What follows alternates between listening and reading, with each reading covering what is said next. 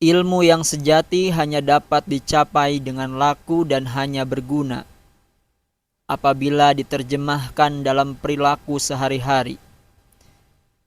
Perilaku dengan kesungguhan hati akan menghasilkan kepuasan batin. Demikian kau akan memperoleh kesadaran yang dapat mengikis keangkuhanmu. Sri Bhagavan tidak menentang ilmu pengetahuan atau teknologi. Tidak sama sekali. Beliau berwawasan sangat luas. Seorang Sri Mangkunagoro tidak akan mempermasalahkan kemajuan teknologi dan sains. Ia tidak akan terlibat dalam perdebatan apakah rekayasa genetika itu haram atau halal. Ia sepenuhnya meyakini kebijakan Allah. Apapun terjadi atas kehendak Tuhan, lantas apa yang harus ditentangnya? Beliau menegaskan bahwa sekedar menguasai ilmu pengetahuan atau ngelmu tanpa dapat menerjemahkannya dalam kehidupan sehari-hari tidak berarti sama sekali. Maksud beliau jauh lebih dalam, jauh lebih luas dari apa yang terasa dan terlihat dari luar. Berarti ilmu pengetahuan yang tidak dapat diterapkan, tidak dapat sepenuhnya diterjemahkan dalam kehidupan sehari-hari, tidak penting.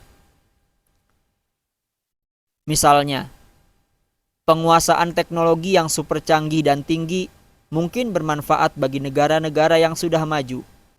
Tetapi kebutuhan negara kita lain. Kita lebih membutuhkan teknologi di bidang pertanian. Yang harus kita impor adalah teknologi yang langsung bisa diterapkan dan dirasakan manfaatnya. Industri yang akan kita butuhkan 20-30 tahun kemudian tidak perlu dirintis dari sekarang. Kita dapat mengimpornya kapan saja. Anda harus berupaya untuk memahami jiwa dan semangat Sri Bhagavan. Beliau tidak mencela sesuatu. Beliau tidak mengharamkan sesuatu. Beliau hanya mengatakan bahwa ilmu pengetahuan itu harus bisa diterapkan. Kata yang digunakan oleh beliau adalah lakoni. Apabila kita terjemahkan secara bebas, yang dimaksudkan oleh beliau adalah ilmu terapan politeknik. Saya pernah berbincang-bincang dengan seorang ahli dari Amerika Serikat yang diperbantukan di salah satu industri super canggih di sini. Ia mengaku bahwa apa yang sedang dirintis itu belum berguna bagi negara kita secara langsung. Industri tersebut juga sebenarnya tidak dapat dikategorikan sebagai industri strategis. Apa yang dianggap strategis oleh salah satu negara maju di Eropa misalnya, tidak harus atau selalu bisa dianggap strategis oleh suatu negara yang sedang berkembang. Kebutuhan serta urgensi kita sangat berbeda. Ia juga berpendapat bahwa negara-negara yang sedang berkembang bisa saja mengimpor teknologi yang lebih canggih pada kemudian hari, tidak harus dirintis dari sekarang. Karena menurut dia apa yang sedang dirintis saat ini tidak lama lagi akan menjadi kadaluarsa. Teknologi berkembang terus dan bagaimanapun juga pada saat industri tersebut sudah dapat dikategorikan sebagai industri strategis, kita akan tetap perlu mengimpor technical know-how mutakhir. Saya bercanda, beruntunglah Anda karena kebodohan kami, Anda masih bisa bekerja di Indonesia. Rumahnya di sini dilengkapi dengan kolam renang dan kemewahan-kemewahan lain yang tidak terbayangkan olehnya jika bekerja di negaranya sendiri. Sekarang dia sudah pulang dan berada di Amerika Serikat lagi dan harus tinggal di rumah yang jauh lebih kecil. Selanjutnya, penerapan ilmu pengetahuan dengan kesungguhan hati hanya bisa terjadi apabila kita meyakini manfaat dari penerapan itu sendiri.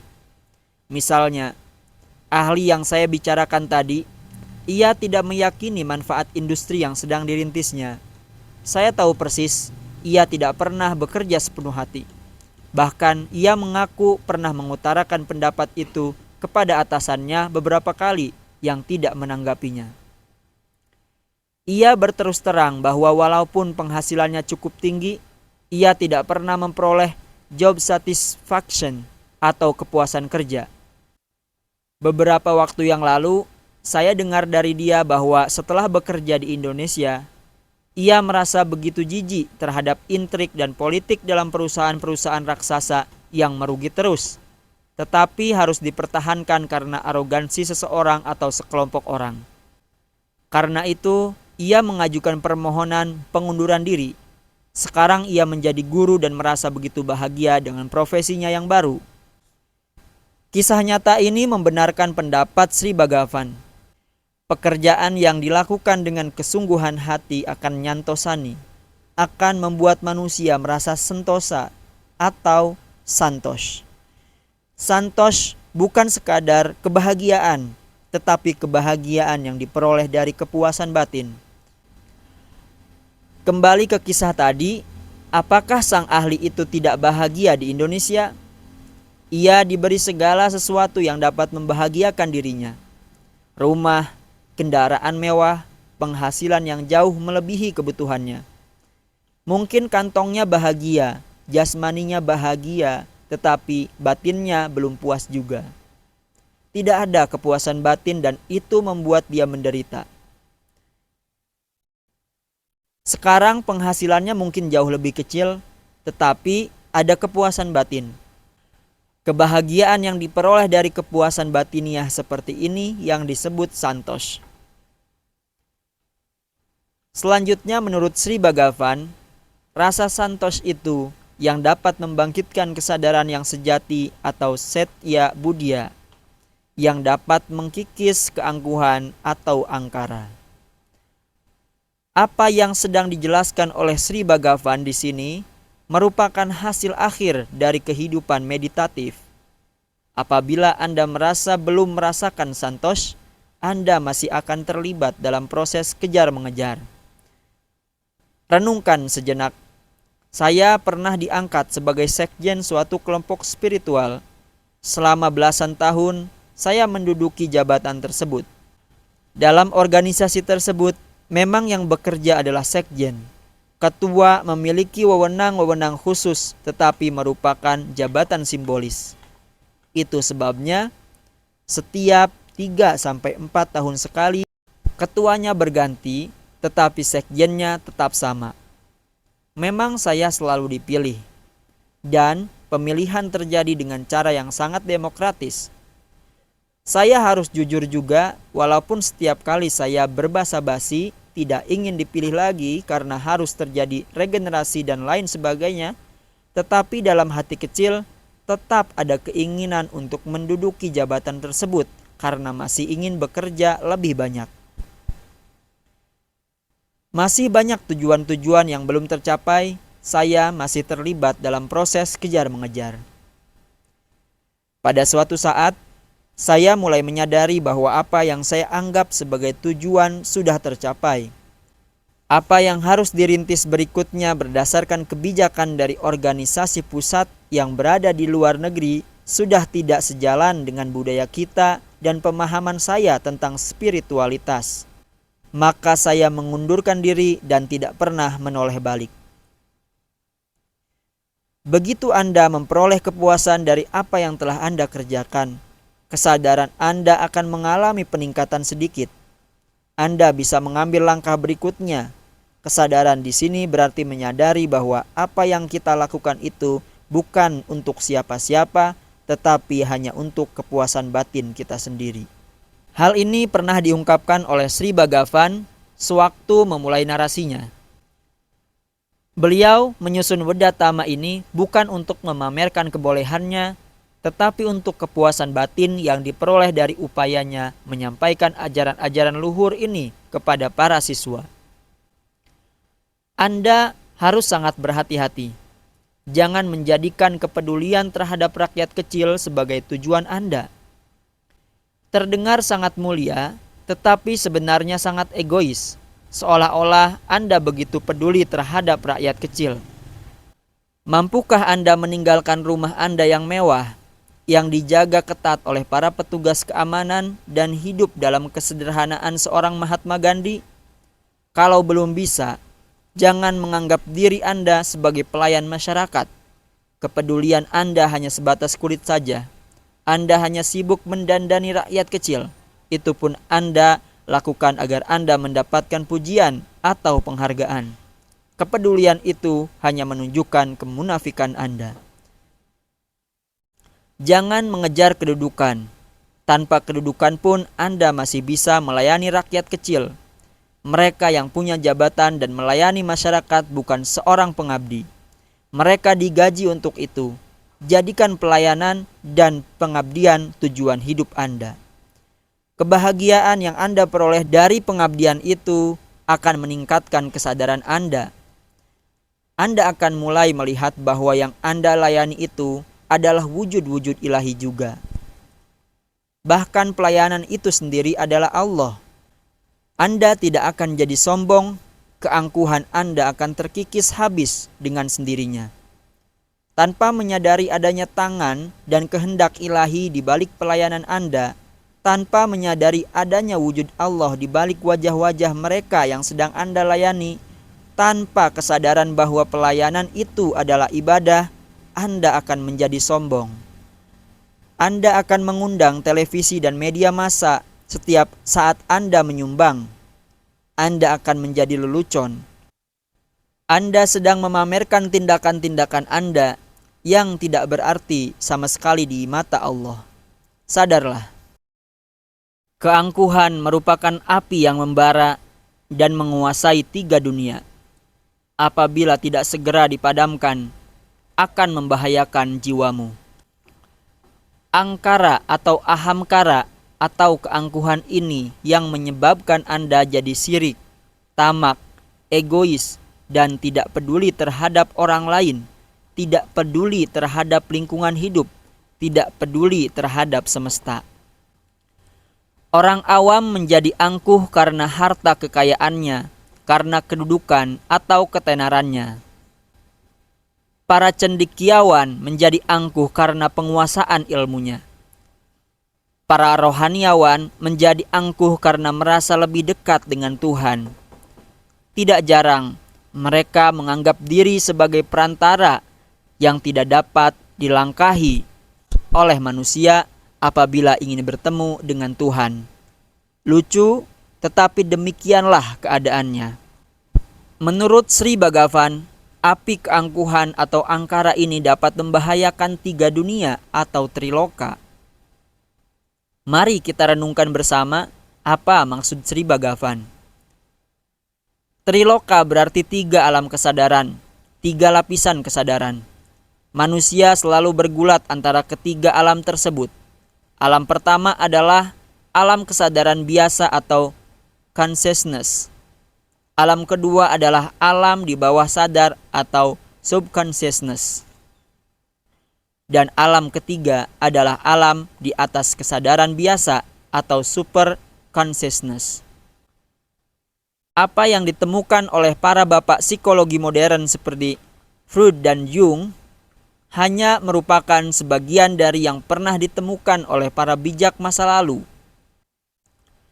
Freud mulai mempopulerkan istilah subconsciousness dan membuktikan bahwa begitu banyak hal yang terdesak ke alam bawah sadar ikut menentukan sikap dan watak manusia. Misalnya, sewaktu saya belum bisa berenang, saya pernah jatuh dalam kolam dan hampir tenggelam. Beberapa tahun kemudian, pengalaman ini terlupakan oleh kesadaran biasa dan terdesak ke alam bawah sadar. Pengalaman tadi menjadi bagian alam bawah sadar saya, tetapi sampai bertahun-tahun kemudian pun saya tidak dapat melepaskan diri saya dari rasa takut yang tiba-tiba timbul apabila melihat kolam, sungai, atau lautan. Keangkuhan merupakan penyakit yang paling serius, paling berbahaya. Apabila keangkuhan masih berada pada lapisan kesadaran biasa, relatif mudah untuk diobati. Begitu terdesak ke alam bawah sadar, celakalah kita. Keangkuhan yang tertanam dalam alam bawah sadar akan menentukan gerak-gerik dan perilaku kita sehari-hari. Pada tahap itu, Anda membutuhkan bimbingan seorang Sri Bhagavan yang dapat memandu perjalanan Anda ke dalam diri dan membersihkannya dari keangkuhan yang terpendam tadi. Alam di atas kesadaran biasa merupakan alam kesadaran Anda pada saat Anda beribadah, khususnya pada saat-saat Anda sedang menyelami alam meditasi.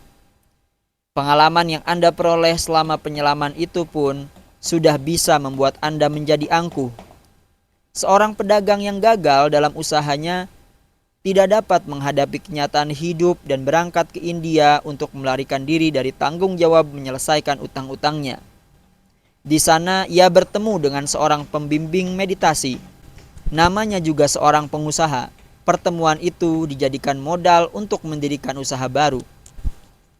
Pertemuan selama sebulan itu ia jadikan aset.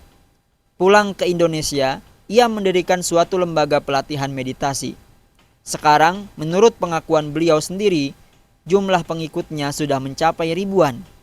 Ia menulis buku yang diterbitkan oleh penerbit bergengsi dan terbitan tersebut menjadi pelaris bagi usahanya. Saya sempat membaca bukunya, ternyata apa yang diajarkan itu bertolak belakang dengan pelajaran yang disampaikan oleh guru meditasi di India tadi, yang diakui sebagai pembimbingnya. Rupanya, penguasaan bahasa Inggris beliau masih kurang, sehingga apa yang disampaikan oleh guru pembimbingnya tidak dapat dipahami sepenuhnya. Apa yang diajarkan oleh beliau tentu saja akan bertolak belakang. Tetapi karena konsumennya juga belum siap untuk sesuatu yang lebih berharga, ya apa boleh buat? Orang buta membimbing orang buta yang lain. Namun, apa yang terjadi pada guru meditasi mantan pedagang itu mungkin demikian. Sewaktu ia berada di India, karisma dan suasana meditatif yang diciptakan oleh guru pembimbingnya begitu terasa, sehingga terjadi sedikit peningkatan kesadaran dalam dirinya. Peningkatan kesadaran tadi sebenarnya bisa ditingkatkan lebih lanjut apabila ia lebih sadar. Apa artinya waktu sebulan? Ia bisa menjadi seorang pembimbing yang hebat apabila ia juga ikut mendalami bahasa Inggris, sehingga dapat berkomunikasi dengan gurunya. Tetapi nampaknya ia sangat tergesa-gesa, dan sekarang ia begitu sibuk sehingga tidak sempat mendalami apapun lagi. Tetapi pengalaman peningkatan kesadaran sedikit yang diperolehnya itu sudah cukup untuk membuatnya jadi egois. Ia kira ia telah menguasai ilmu meditasi, bahkan bisa mengajarkan meditasi. Ini merupakan wujud keangkuhan yang dideritanya karena pengalaman sebentar yang terjadi pada lapisan di atas kesadaran biasa atau super consciousness. Sri Bhagavan menganjurkan bahwa kita harus sangat berhati-hati menghadapi situasi seperti itu. Keangkuhan yang meliputi ketiga alam kesadaran kita akan membahayakan diri kita sendiri, bahkan kita akan membahayakan orang lain juga. Lain halnya dengan mereka yang sadar, selain penuh dengan kesabaran dan kasih, mereka juga akan saling memaafkan dan berupaya untuk berperilaku baik setiap saat. Perkembangan pikiran belaka akan membuat Anda jadi angkuh. Selama Anda masih sibuk mengasah pikiran dan intelek, kesadaran diri masih sangat jauh. Kesadaran diri berarti pengembangan rasa, dan pengembangan rasa hanya bisa terjadi dalam keheningan, dalam ketentraman, dalam kedamaian jiwa atau ngasamun. Untuk pengembangan intelek, Anda butuh keramaian, Anda butuh sekolah, buku, pengajar, dan lain sebagainya. Sebaliknya, untuk pengembangan rasa, Anda membutuhkan keheningan, Anda tidak butuh sarana-sarana luar. Yang dibutuhkan hanya seorang pemandu yang pernah mengalami pengembangan rasa itu sendiri, sehingga dapat menunjukkan jalan kepada Anda. Selanjutnya, Anda harus meniti jalan sendiri. Pemandu pun tidak dapat membantu banyak. Ya, ia bisa jalan bersama Anda. Ia bisa menambah semangat Anda, tetapi Anda harus jalan sendiri. Penitian jalan ke dalam diri ini, pengembangan rasa ini yang akan meningkatkan kesadaran Anda. Segala sesuatu yang lain hanya mengiringi kesadaran itu sendiri. Anda menjadi lebih sabar, Anda mulai mengenal kasih, Anda mulai bertindak secara bijak. semuanya itu terjadi sendiri. Mereka senantiasa sadar sehingga hawa nafsu tidak dapat menggoda mereka lagi. Sesungguhnya kesadaran itu merupakan anugerah Allah yang paling besar. Perjalanan hidup ini penuh dengan percobaan. Selama masih hidup, kemungkinan cobaan itu selalu ada. Selama masih berjalan, kemungkinan jatuh itu selalu ada. Itu sebabnya kita harus selalu waspada. Begitu kesadaran kita melentur sedikit saja, keterikatan pada dunia ini akan muncul kembali. Berhati-hatilah. Berpisah sedikit saja dari kesadaran diri itu, kita bisa khilaf kembali. Kita bisa ditarik kembali oleh dunia ini. Dunia benda ini bisa berubah-ubah warna. Bisa terjadi keterikatan baru, dan sebelum kita menyadarinya, kaki kita pun terpeleset dan kita jatuh kembali dalam jurang yang selama ini memisahkan kita dari diri kita sendiri. Dibutuhkan kewaspadaan yang amat sangat tinggi.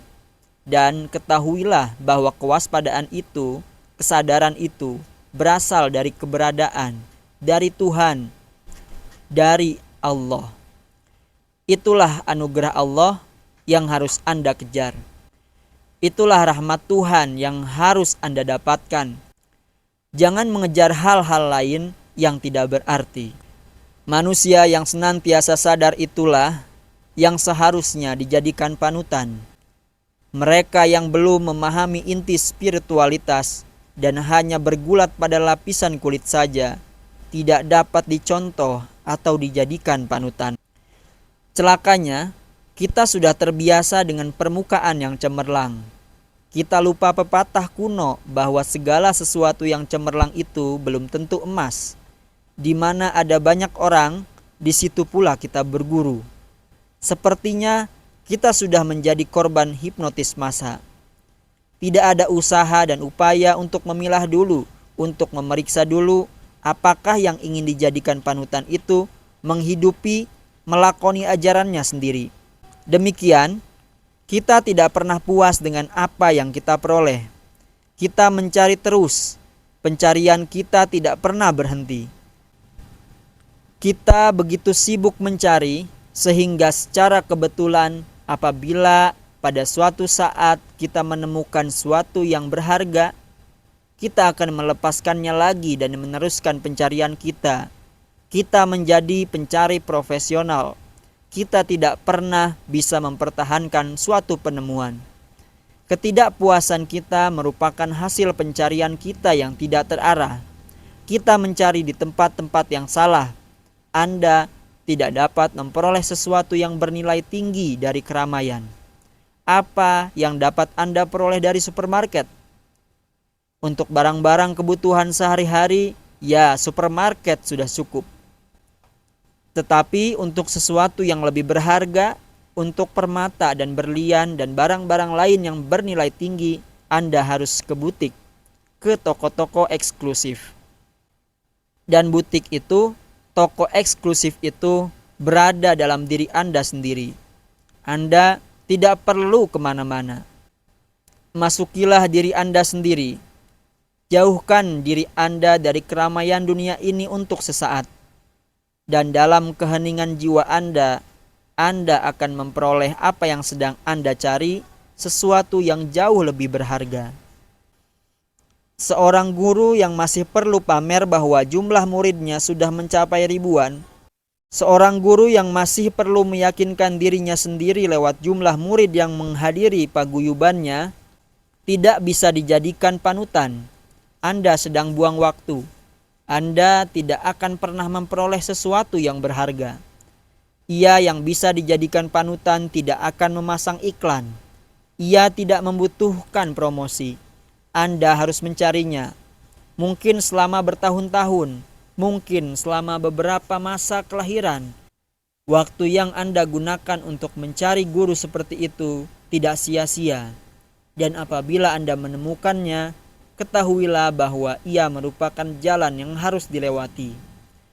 Masukilah dirinya, karena menyelami diri seorang guru seperti itu berarti menyelami diri sendiri.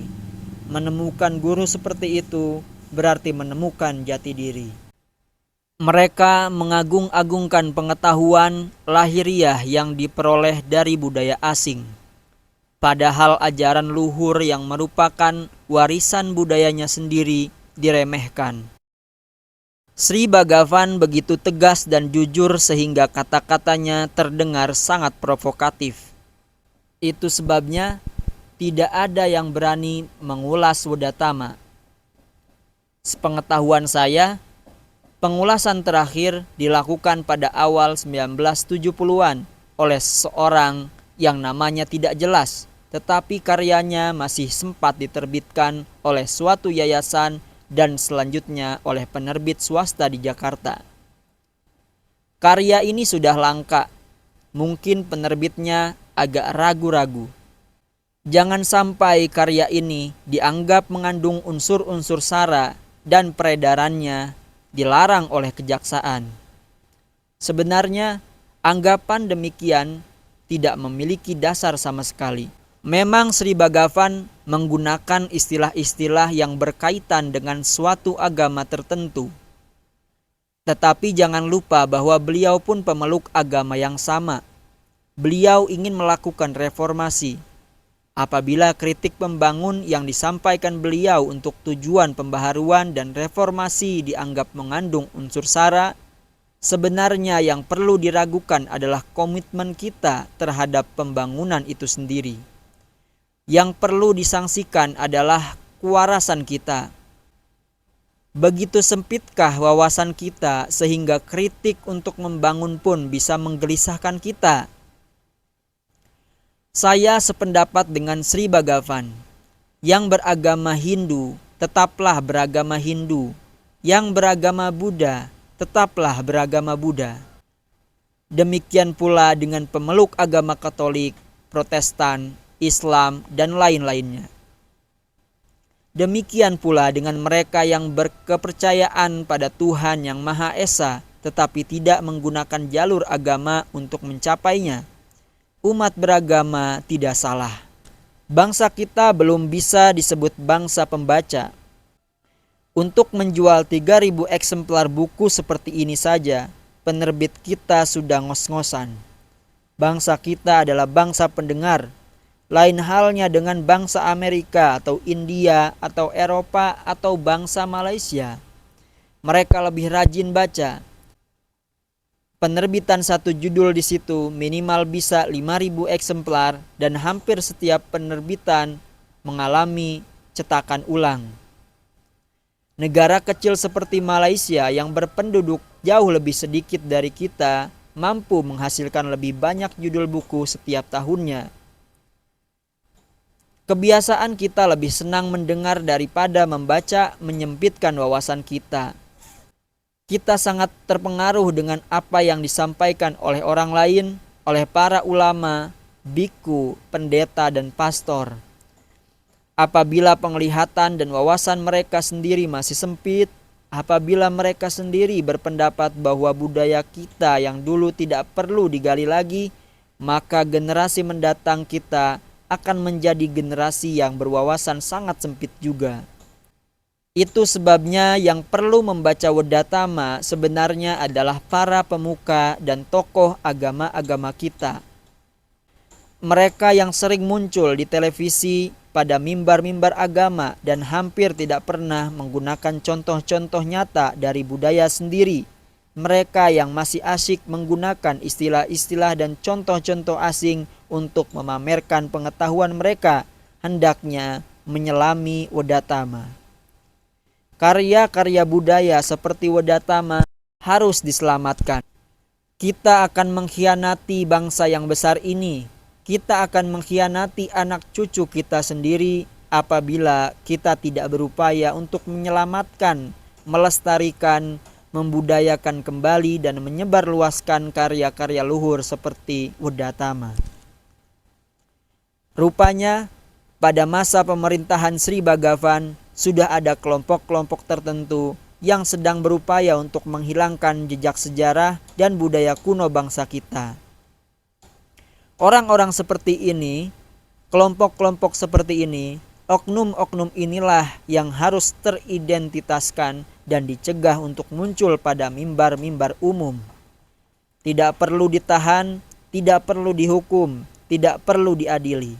Mereka patut dikasihani, karena pandangan mereka begitu sempit. Anda yang berwawasan luas dan berpandangan lebih jauh harus membantu mereka untuk melihat lebih jauh sedikit.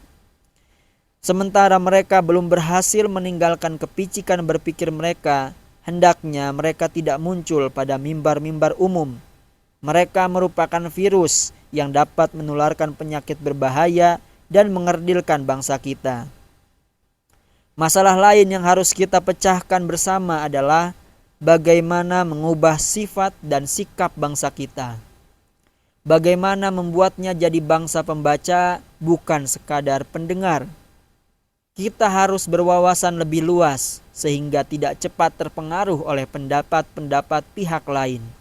Demikian, pemerintah pun tidak akan pusing. Kita akan jadi lebih dewasa dan kasus-kasus yang menyangkut SARA pun tidak akan terjadi. Mereka tidak memiliki pandangan pribadi, hanya membesar-besarkan pandangan orang lain. Mereka melupakan pengetahuan yang berasal dari budayanya sendiri dan mencari ilmu lewat budaya asing. Anda boleh mempelajari budaya-budaya asing, tetapi jangan lupa akan kekayaan budaya sendiri. Budaya kita adalah budaya yang mempersatukan. Budaya yang kita warisi dari nenek moyang kita bukanlah budaya yang memecah belah. Budaya kita telah melahirkan orang-orang seperti Empu Tantular yang memberikan filsafat dasar negara kita, Bhinneka Tunggal Ika, berbeda namun satu adanya. Dan selama ribuan tahun kita tidak pernah berperang atas nama agama. Tidak ada tokoh agama yang mendukung perang. Perang tidak pernah dijunjung tinggi dan diberi julukan suci atau kudus. Perang dan kesucian, pembunuhan dan kekudusan tidak dapat dikaitkan. Kita punya contoh dalam sejarah kita, di mana seorang raja meninggalkan tahtanya untuk menghindari perang atas nama agama. Kita tidak pernah berperang atas nama agama. Tokoh-tokoh agama kita tidak pernah membenarkan penyembelihan manusia seperti binatang atas nama agama. Mereka bahkan mengajak kita untuk mencintai lingkungan, menghormati gunung dan laut, mencintai tumbuh-tumbuhan dan satwa langka. Sekarang, kita yang berpikiran picik, kita yang bodoh dan tidak memahami esensi budaya sendiri, kita yang begitu tolol dan tumpul, menganggap semua itu animisme, menganggap semua itu takhayul. Sejak beberapa dasawarsa terakhir, sejak kita mulai berpenghasilan cukup dan mengirimkan putra-putri kita untuk meraih pendidikan keagamaan ke luar negeri, sejak itu pula kita mulai mengenal fanatisme agama. Hal ini sudah mulai dirasakan oleh Sri Bhagavan. Mereka yang meraih pendidikan agama di luar negeri sekaligus mengimpor budaya asing, budaya yang tidak sesuai dengan budaya kita sendiri. Sekali lagi, pahamilah esensi agama, pahamilah spiritualitas. Anda sudah memiliki warisan budaya yang luar biasa. Peradaban Anda sudah hampir dapat dijajarkan dengan 3 peradaban kuno lainnya, yaitu Cina, India, dan Mesir. Anda sudah berbudaya. Anda bukan orang-orang jahiliyah atau barbar, sehingga Anda juga harus mengimpor budaya asing. Kenalilah budaya Anda sendiri, manusia Indonesia, bukalah mata dan telingamu. Pernah seorang tokoh agama dengan gelar profesor doktor segala, yang disebut-sebut sebagai dosen di suatu universitas bergengsi di luar negeri, tampil di layar televisi. Ia membenarkan pemindahan agama orang-orang berkulit hitam di Amerika dan Eropa sebagai upaya untuk kembali ke roots, akar atau asal-usul mereka. Ia dapat membenarkan upaya semacam itu untuk menggali warisan budaya kelompok-kelompok tertentu. Saya tidak tahu apakah ia sudah mengganti kewarganegaraannya atau masih berstatus warga negara Indonesia. Apabila ia masih berstatus warga negara Indonesia, hendaknya ia juga melakukan hal yang sama. Ia tidak perlu mengganti agamanya, tetapi setidaknya mendalami warisan budaya Indonesia sendiri. Dari ceramah-ceramahnya, dari talk show-nya, dari perumpamaan-perumpamaan yang ia berikan, saya kagum akan pengetahuannya. Tetapi saya juga sangat menyayangkan bahwa keindonesiaannya hanya terbatas pada bahasa yang digunakannya. Ia lupa menggali budayanya sendiri, dan contoh-contoh seperti dia itu sudah banyak sekali. Setiap hari kita melihat peningkatan jumlah orang-orang seperti dia. Sri Bhagavan sangat menyayangkan perilaku orang-orang seperti tadi. Mereka lupa menggali hakikat budayanya sendiri. Mereka lupa esensi ajaran-ajaran luhur yang telah kita miliki sejak ribuan tahun. Mereka membesar-besarkan budaya asing yang acap kali tidak sesuai dengan kodrat kita sebagai manusia Indonesia. Mereka tidak sadar bahwa apa yang mereka cari itu berada dalam dirinya sendiri. Asal mereka berupaya dengan kesungguhan, mereka akan mendapatkannya di sini pula. Kesalahan kita hanya satu, kita selalu mengkotak-kotakan sejarah kita. Ini adalah periode A, ini B, ini C. Sejarah tidak dapat dipelajari dengan cara itu. Sejarah merupakan suatu kesinambungan. Tanpa anak tangga pertama, tidak ada anak tangga kedua. Sekarang yang mengikuti paham A tidak berkepentingan dengan sejarah nenek moyangnya yang menganut paham B, dan sebaliknya. Itu sebabnya kita terpecah belah. Kita lupa bahwa apabila yang kita cari itu adalah esensi agama, apabila yang ingin kita peroleh itu adalah spiritualitas, maka sebenarnya kita tidak perlu ganti agama. Lewat agama kita masing-masing, kita dapat memperoleh esensi agama itu. Dan setelah memperolehnya, kita tidak akan berbahasa sama seperti Empu Tantular, Bhinneka Tunggal Ika, Tanhana Dharma Mangrua. Berapa banyak di antara kita yang menghayati kata-kata Sang Pujangga tadi? Lebih banyak di antara kita yang hanya menghafal dan sibuk mengulangi ucapan itu tanpa menghayatinya. Sebenarnya yang sedang Anda cari itu tidak berada di luar. Yang sedang Anda cari itu berada dalam diri Anda sendiri. Bahkan sebetulnya yang sedang Anda cari itu adalah diri Anda sendiri. Apabila yang sedang kita cari itu adalah kebijaksanaan atau kesadaran, dan kita mencarinya dengan kesungguhan hati, maka kita akan memperolehnya dalam hidup ini juga, sebagaimana telah dijelaskan di atas. Kita harus jujur pada diri sendiri. Yang sedang kita cari itu apa? Apakah mukjizat? Apakah kenaikan pangkat? Apakah kekayaan dan ketenaran? Atau kita sedang sungguh-sungguh mencari kesadaran, mencari jati diri? Apabila yang sedang Anda cari adalah ketenaran, kekayaan dan kedudukan, maka Anda dapat mencarinya di luar. Tetapi apabila yang sedang Anda cari itu adalah kesadaran atau kebijaksanaan, ketahuilah bahwa Anda tidak akan bisa memperolehnya dari luar. Mungkin Anda bisa memperoleh ilmu pengetahuan dari luar, tetapi ilmu diri tidak dapat diperoleh dari luar. Mungkin Anda bisa menguasai teknologi dan sains, tetapi pengendalian diri dan kebijaksanaan tidak akan Anda peroleh. Perjalanan spiritual merupakan perjalanan meniti ke dalam diri. Setiap agama memiliki dua lapisan. Lapisan luar yang merupakan syariat, hukum, akidah, dan hal-hal yang menyangkut perilaku Anda dalam dunia ini, dan lapisan dalam yang dapat mengantar Anda ke esensi agama itu sendiri. Keduanya harus dirangkul, dipahami, dihayati, dan dilakoni. Jangan mementingkan kulit saja.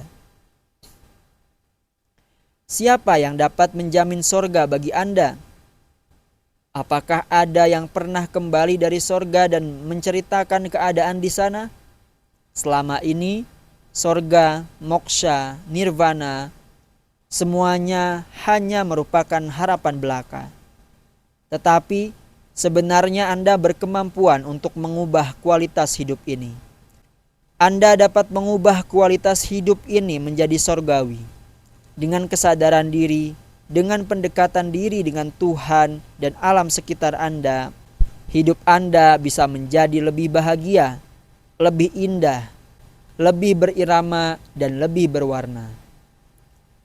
Hidup seperti itu ibarat hidup di sorga. Tanpa kesadaran diri, hidup Anda akan menjadi neraka. Ilmu harus merupakan hasil pencarian dan pengalaman pribadi.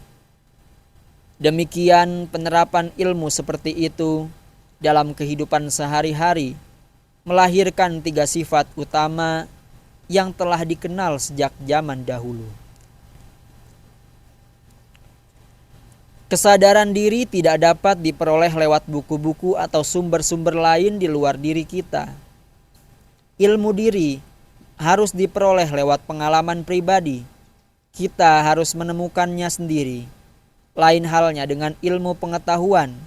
Newton telah menemukan hukum gravitasi, sekarang kita sudah tidak perlu menemukannya lagi.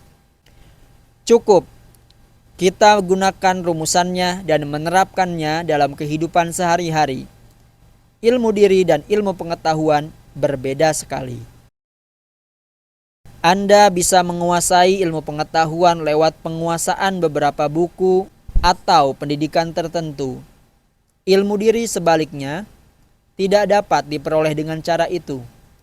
Ilmu diri harus diperoleh lewat penelitian dan pengalaman pribadi. Ilmu diri atau kesadaran akan melahirkan 3 sifat utama dalam diri manusia. Sri Bhagavan harus bicara tentang sifat-sifat utama ini, sehingga kita dapat mengevaluasi diri sendiri, apakah kita sudah sadar atau belum. Pertama, rela, yang berarti tidak menyesal apabila kehilangan sesuatu. Kedua, menerima, yang berarti tetap sabar walaupun dicaci maki. Ketiga, penyerahan diri sepenuhnya pada kehendak ilahi. Apabila Anda menemukan sifat-sifat tersebut dalam seseorang, ketahuilah bahwa ia sudah memahami esensi agama. Ia sudah sadar. Ia sudah memperoleh pencerahan.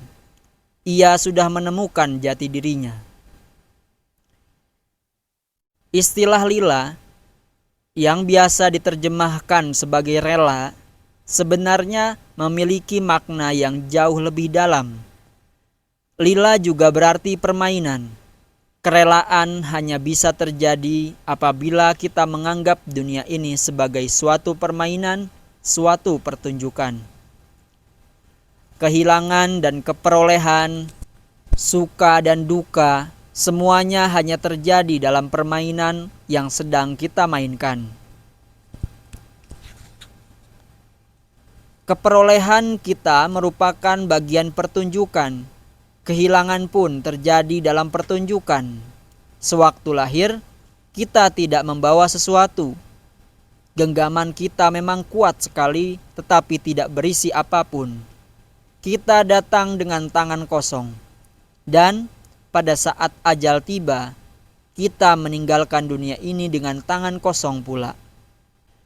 Keberhasilan dan kegagalan, kemenangan dan kekalahan, suka dan duka, semuanya hanya terjadi di atas panggung sandiwara. Kita hanya pelaku saja. Hari ini kita yang sedang bermain, besok mungkin ada orang lain yang akan membawakan peranan kita. Apabila kita menyadari hal ini, dengan sendirinya kita akan jadi rela. Keterikatan dan rasa kepemilikan akan lenyap sendiri. Sifat kedua adalah menerima. Selama ini kita mengkritik orang Jawa, kita anggap konsep nerimo itu membuat mereka sangat pesimis. Kita mengejek mereka, apapun yang terjadi, mereka akan tetap katakan, masih untung.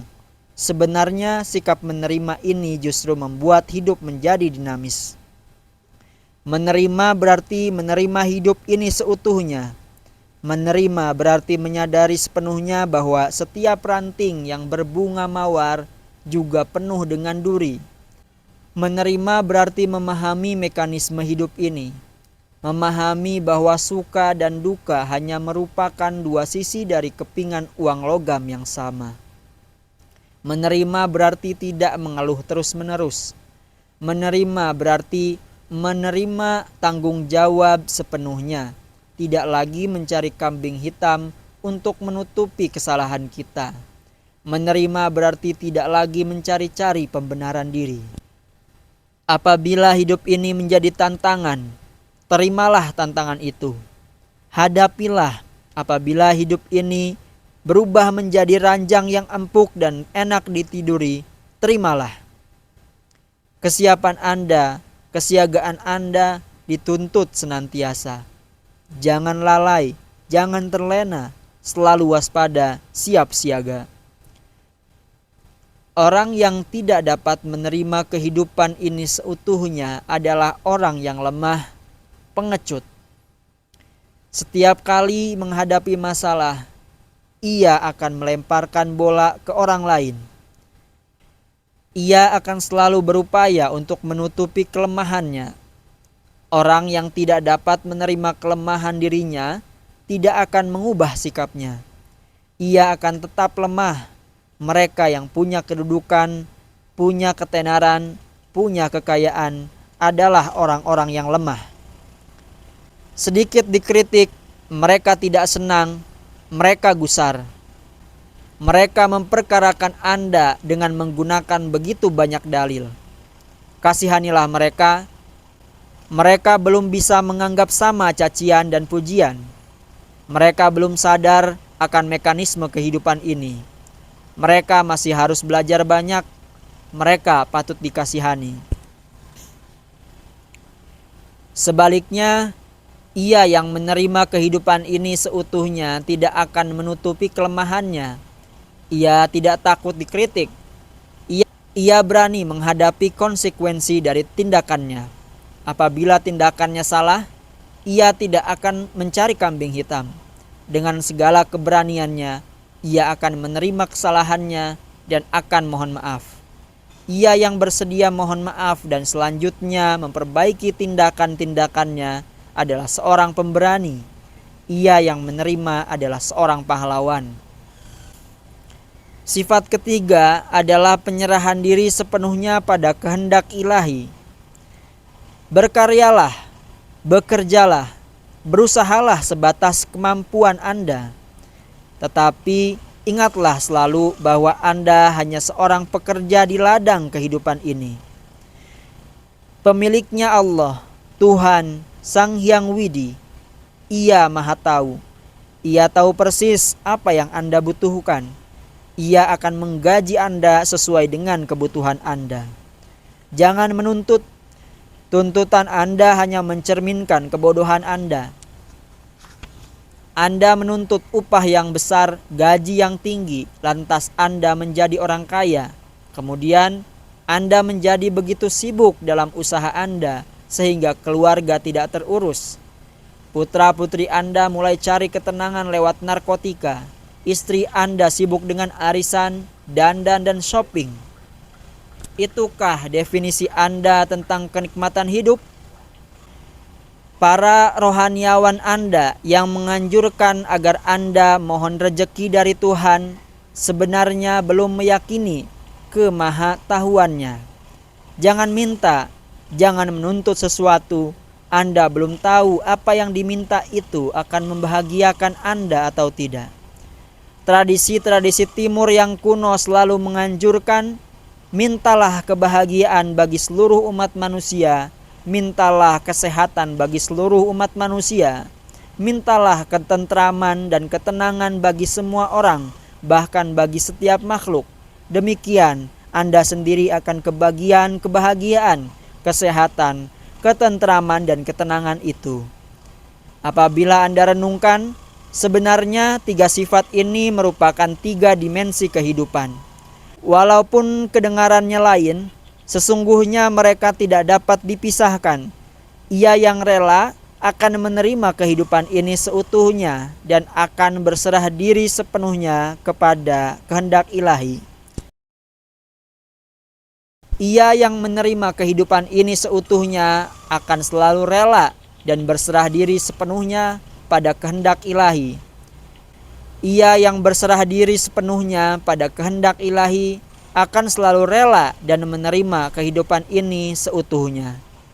Pilih salah satu yang rasanya lebih gampang untuk dilakoni. Yang lain akan mengikutinya. Hati nurani kita merupakan tempat yang suci, di mana Allah bersemayam. Mereka yang bodoh tidak mendengarkan suara nurani, tetapi mengindahkan keangkuhannya. Setiap orang bijak, apakah ia seorang Buddha atau seorang avatar, atau Mesias atau Rasulullah, berbicara tentang hal yang sama. Mereka yang tidak melihat persamaan ini sangat bodoh. Yang Anda sebut akal sehat, yang Anda anggap logis dan rasional, merupakan manifestasi angkara atau ahamkara atau keangkuhan. Selama Anda masih menggunakan apa yang Anda sebut akal dan pikiran, suara Tuhan tidak akan terdengar. Mereka yang mengatakan ilmu pengetahuan dan spiritualitas bisa berjalan sama, sesungguhnya belum tahu spiritualitas itu apa. Kasihan, di mana ilmu pengetahuan berakhir, di situ spiritualitas baru mulai. Yang selama ini Anda anggap spiritualitas hanya merupakan kulit agama, bukan esensi agama. Untuk menguasai ilmu pengetahuan, Anda membutuhkan pikiran, akal. Jangankan ilmu pengetahuan, untuk menguasai apapun harus ada ego. Tanpa adanya rasa aku, Anda tidak bisa menguasai sesuatu. Keinginan untuk menguasai itu berasal dari aku, dari ego. Saya tidak mengatakan bahwa Anda tidak boleh menguasai ilmu pengetahuan atau sains atau ilmu-ilmu lain.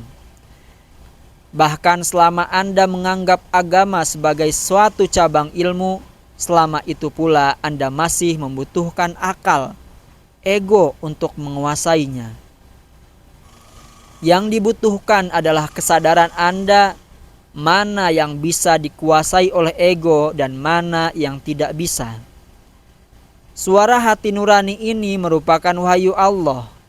Wahyu Allah tidak berasal dari kahyangan. Wahyu Allah merupakan irama kehidupan yang mengalir terus. Selama ini, apabila Anda belum berhasil mendengarkannya, itu salah Anda sendiri.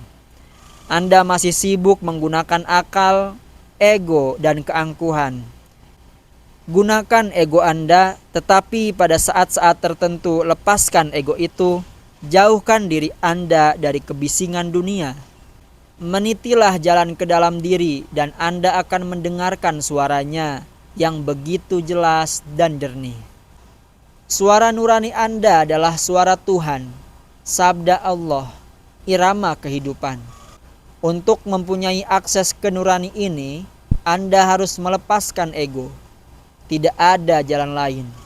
Logika Anda, akal sehat Anda, rasionalitas Anda, semuanya tidak dapat membantu dalam bidang spiritual. Untuk memperoleh kesadaran tertinggi itu, Anda harus melepaskan keangkuhan Anda. Mereka yang muda tidak menyadari hal ini. Mereka mengikuti kehendak egonya. Mereka angkuh dan oleh karena itu mereka tidak akan bisa mendengarkan suara nurani mereka sendiri. Muda tidak hanya berarti orang muda, tetapi juga berarti ia yang bodoh. Mereka yang tidak dapat melepaskan angkara atau keangkuhannya disebut tolol, disebut bodoh oleh Sri Bhagavan. Mereka tidak disebut orang yang berdosa, mereka tidak diancam dengan penyiksaan di neraka, mereka hanya dianggap tolol. Korupsi dan kolusi, manipulasi dan monopoli, setiap tindakan yang jahat berasal dari ego, dari rasa angkuh. Apa yang Anda sebut dosa atau dosa berarti kekhilafan, kesalahan. Anda dapat memperbaiki kesalahan-kesalahan itu. Begitu Anda sadar, kebodohan akan lenyap dengan sendirinya. Begitu matahari terbit, kegelapan tidak ada lagi. Kegelapan pernah mengeluh. Setiap pagi ia tergusur oleh cahaya matahari. Kata orang, akhirnya Tuhan memanggil matahari untuk diminta keterangannya. Mengapa kau selalu menggusur kegelapan? Demikian pertanyaan Tuhan. Matahari bingung. Tuhan, mohon maaf, kegelapan itu apa? Saya belum pernah bertemu dengan kegelapan. Saya tidak bermusuhan dengan siapapun. Mengapa saya harus menggusurnya? Cahaya dan kegelapan tidak dapat eksis pada saat yang sama. Kesadaran dan kebodohan, suatu nurani dan akal, Allah dan ego tidak dapat eksis bersamaan. Selama Anda masih angkuh, selama itu pula Anda akan mengejar dunia ini. Selama itu pula Anda akan berhasrat untuk melebihi orang lain. Dan selama itu pula Anda akan tetap jauh dari nurani Anda sendiri. Tidak perlu penyesalan, tidak perlu pertobatan, tidak ada hukuman. Yang dibutuhkan hanyalah kesadaran. Sadarlah, dan kebodohan akan lenyap seketika. Jadilah matahari, terangilah kehidupan ini, dan kegelapan akan lenyap dengan sendirinya. Anda tidak perlu bermusuhan dengan kegelapan. Selama Anda masih bermusuhan dengan kegelapan, ketahuilah bahwa hidup Anda pun masih gelap. Anda masih belum kenal cahaya kesadaran. Cahaya kesadaran masih belum menyentuh jiwa Anda. Ia yang bodoh selalu bersuara, padahal tidak berisi. Kebodohannya itu membuat dia tidak dapat mengendalikan dirinya seperti seorang raksasa. Ia yang terlalu banyak bersuara, ibarat kaleng kosong yang nyaring bunyinya. Yang berisi tidak akan bersuara. Ia yang telah menemukan jati dirinya, menyadari bahwa alam semesta ini merupakan suatu kesatuan. Lantas, apalagi yang harus dikejarnya? Ia akan jadi tenang. Ia tidak perlu mencari sesuatu lagi. Tetapi, mereka yang belum menemukan diri tidak bisa menyadari kesatuan tersebut. Itu sebabnya mereka menghabiskan kehidupan ini hanya untuk mengejar hal-hal yang tidak berarti. Apabila Anda menyadari bahwa Anda seorang putra mahkota, sudah tidak perlu jadi maling lagi. Selama Anda belum menyadari identitas diri yang sebenarnya, selama itu pula Anda akan tetap mencuri. Sri Bhagavan mengatakan bahwa mereka yang masih bersifat demikian ibarat raksasa. Kata yang digunakan adalah buta. Kata ini juga dapat diartikan sebagai makhluk yang tidak berbadan. Sri Bhagavan tidak mengatakan bahwa kebodohan itu sifat hewani. Hewan memang masih belum mengalami perkembangan rasa dan pikiran sepenuhnya. Kebodohan mereka tidak disengaja. Kodrat mereka memang demikian. Kelak, setelah beberapa masa kelahiran, akan terjadi penghalusan dan mereka pun akan menjadi manusia. Rasa dan pikiran mereka masih dalam proses perkembangan. Mereka tidak dapat disalahkan. Tetapi raksasa adalah makhluk sejenis manusia. Rasa dan pikiran mereka sudah berkembang. Hanya mereka seperti buta, seperti makhluk yang tidak berbadan. Berarti seperti kayu gelondongan yang belum dipahat. Ingat, Sri Bhagavan tidak mencela. Beliau tidak mengatakan bahwa orang bodoh itu akan disiksa di neraka sepanjang zaman. Ia tidak mengatakan sesuatu yang tidak masuk akal. Apa yang dikatakan oleh beliau dapat diterima oleh akal dan rasa, kedua-duanya. Sebenarnya, kita semua ini masih raksasa. Kita ini adalah manusia yang belum menjalani proses finishing atau polishing. Belum terjadi penghalusan dalam diri kita. Kita memang sudah dilahirkan sebagai manusia, tetapi tanpa adanya proses penghalusan itu, jiwa kita, rasa kita, nurani atau intuisi kita tidak akan berkembang. Suara nurani masih merupakan potensi yang terpendam. Itu pula sebabnya kita bertindak seperti raksasa. Tidak ada pengendalian diri. Ada yang ingin menyadarkan kita sedikit, kita gusar, kita marah.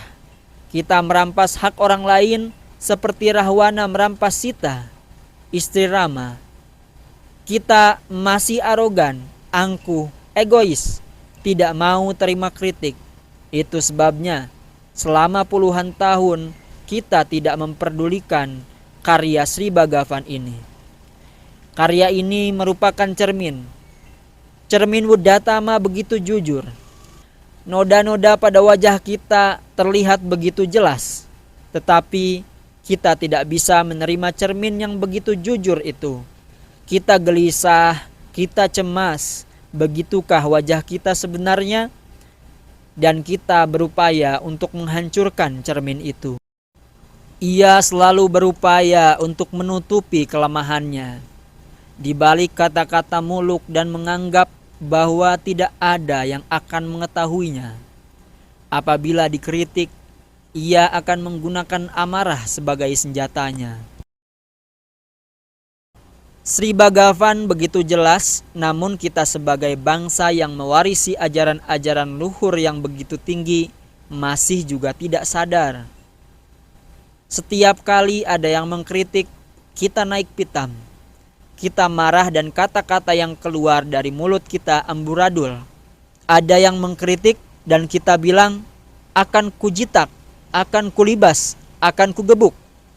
Kita menggunakan kekuasaan untuk menutup mulut orang. Kita menggunakan harta kekayaan dan kedudukan dalam masyarakat sebagai senjata untuk menindas mereka yang mengkritik kita. Atau kita akan menggunakan kata-kata muluk. Karena manajemen yang salah, perusahaan kita menderita kerugian yang besar. Lantas, kita memotong gaji para karyawan. Dan kita menggunakan kata-kata muluk demi keberlangsungan perusahaan ini yang kita miliki bersama. Setiap karyawan harus berkorban. Waktu sedang jaya, kita tidak pernah menganggap karyawan sebagai bagian perusahaan. Mereka hanya pekerja, pembantu. Kita sibuk mendandani rumah kita dan kesejahteraan karyawan terlupakan. Sekarang, dalam keadaan kacau, kita mengharapkan karyawan berkorban. Betapa munafiknya kita ini. Sebelum memotong gaji karyawan, sebelum mengharapkan pengorbanan dari mereka, apakah kita bersedia untuk berkorban? Kalau ada yang mengatakan bahwa gaji para manajer pun harus dipotong, kita memberikan alasan, gaji manajer kita sudah jauh lebih rendah jika dibanding dengan negara-negara lain. Untuk menyelamatkan kepentingan pribadi, kita memberikan pembenaran-pembenaran yang tidak masuk akal. Kita tidak pernah antri untuk memperoleh sekaleng minyak goreng. Kita belum pernah mengalami kekurangan beras. Kita masih hidup dalam ruangan ber-AC. Kita lupa akan kewajiban kita terhadap rakyat kecil, terhadap karyawan dan pekerja. Kata-kata muluk yang kita gunakan tidak dapat mengisi perut mereka, tidak dapat membeli susu untuk bayi mereka. Kita pikir bahwa tidak ada yang sedang mengawasi kita. Memang para karyawan dapat kita bodohi, namun masih ada satu pengadilan yang harus kita hadapi. Di situ tidak ada yang dapat membela kita. Kekayaan, kedudukan, dan ketenaran tidak dapat membantu kita di hadapan Sang Hakim Agung. Hanya kesadaran, kebijakan, dan kebajikan kita yang dapat mendampingi kita. Sembahyang puluhan kali sehari, mandi di sungai-sungai yang kita anggap suci, tidak bisa membersihkan jiwa kita yang kotor. Berziarah ke tempat-tempat suci tidak akan membantu kita. Kita harus mempertanggungjawabkan setiap tindakan kita.